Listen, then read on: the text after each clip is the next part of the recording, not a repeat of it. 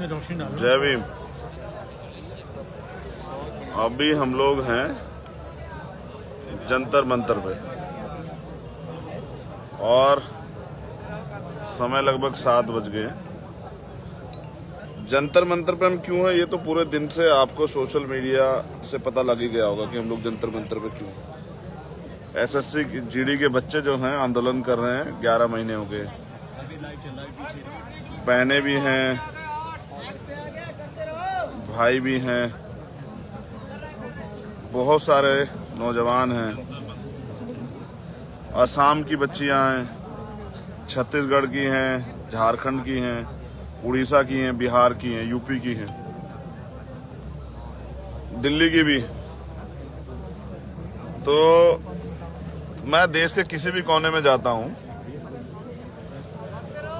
चाहे वो कोई भी प्रदेश हो, लेकिन समस्या युवाओं के लिए एक ही जगह है, एक जैसी है और एक ही समस्या है, बेरोजगारी। और कुछ लोग सही भी कहे, बेरोजगारी मुझे लगता है कि कोई बड़ा मुद्दा नहीं है। अगर नौजवानों के लिए बेरोजगारी बड़ा मुद्दा होता तो वो इस पर लड़ते। अब ये बच्चे 11 महीने से बैठे हैं, सरकार इनको सुनना नहीं चाहती। अब ये अपनी पीड़ा कहें किससे?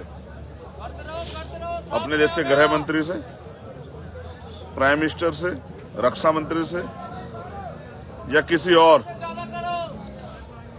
अब ये एक ट्विटर हैशटैग में चला रहे हैं। देखिए, मैं आपको दिखाता हूं मेरे आसपास क्या माहौल है।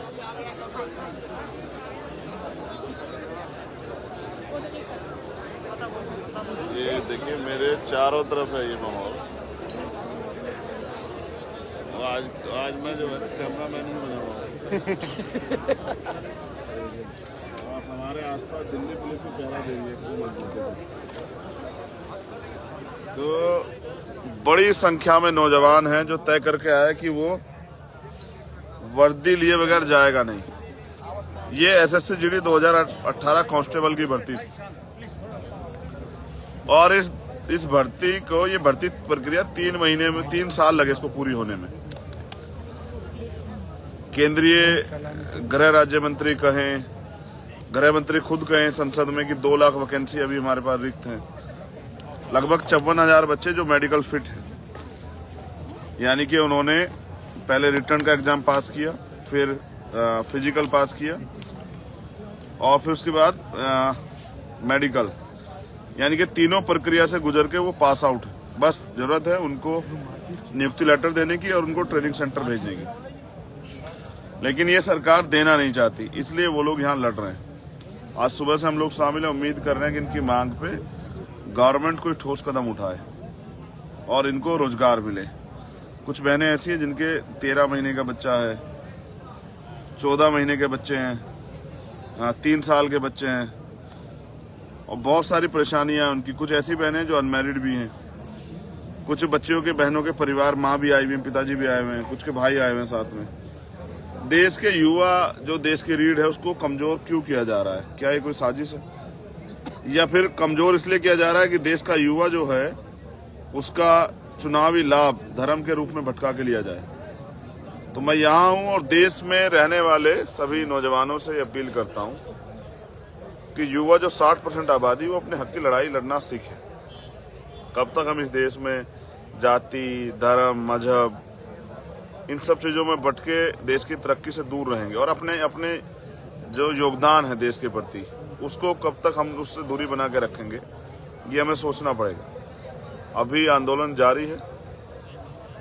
हमारा जो डेलीगेशन है वो बात कर रहा है पुलिस प्रशासन के लोगों से कि गृह मंत्री जी इस पर ठोस निर्णय लें, क्योंकि मैं समझता हूँ संवाद अगर जो होगा तभी कुछ हल निकलेगा।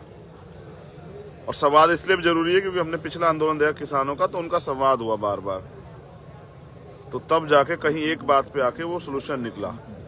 ये भी 11 महीने से आंदोलन दे रहे हैं, लेकिन देश में आप कहीं भी जाएंगे, चाहे 69 शिक्षक भर्ती के बच्चों या कहीं भी, वहां ऐसे ही कुछ ना कुछ आंदोलन चल रहे हैं युवाओं के और सरकार सुनना नहीं चाहती। मैं तो इनसे ये अपील करूंगा कि एक दिन के आंदोलन सरकार शायद ना सुने तो आपको मजबूती से अपने आंदोलन चलाना चाहिए और मेरा समर्थन इनको तब तक रहेगा जब तक ये जीतते नहीं। 21 है आज। इस समय मैं लगभग जेल चला गया था पिछले, जब CNP NRC का आंदोलन हुआ। निर्दोष होते सरकार ने मुझे जेल भेजा। मैं तो आज भी मन बना गया, कपड़े साथ लाया हूँ कि गर्म कपड़े वहां जरूरत होती है। अगर जेल भेजती है सरकार तो गर्म कपड़े कम से कम रहने चाहिए भाई। अगर जीवित रहेंगे तभी तो लड़ेंगे ना। हम अपना काम करेंगे, लेकिन हमने जो वादा नौजवानों से किया है उस पर हम लोग खड़े उतरने का प्रयास करेंगे। और युवा होने के नाते मैं बेरोजगारी का दर्द और दम समझता हूं और मैं उनके साथ।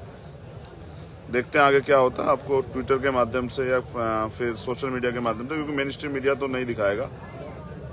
10-20 गायें अगर आ जाती और गायें भी अपना गर्दन हिला देती, शायद मीडिया दिखा देता है गायें अपना अधिकार मांग रही है।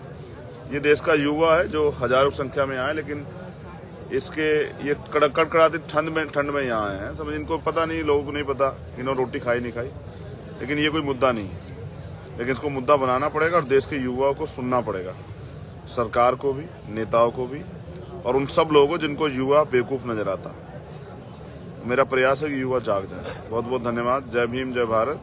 और मैं दिल्ली की टीम का बहुत धन्यवाद देता हूँ। उन्होंने बहुत संघर्ष किया, उन्होंने बड़ी संख्या में लोग जुटाए, और मैं उम्मीद करूंगा आगे भी इस आंदोलन को मदद करवाने में वो अपने समर्थन आंदोलन को मजबूती से चलाएं।